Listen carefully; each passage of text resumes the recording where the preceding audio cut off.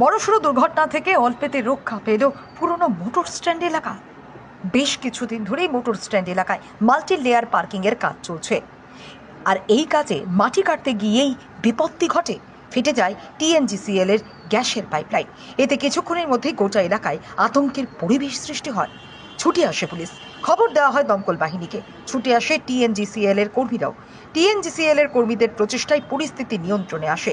প্রশ্ন হচ্ছে, পুরনো মোটর স্ট্যান্ড এলাকায় এই নির্মাণ কাজ আগামী কত বছরে শেষ হবে?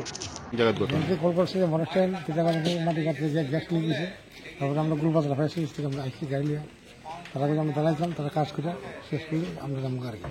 কাজ শেষ হয়েছে আমরা এখন কি মানে কোনো বিপদ কোনো সংকেত নেই, সংকেত নেই, সব শেষ হয়েছে কাজ করবো। কাজ শেষ হয়েছে।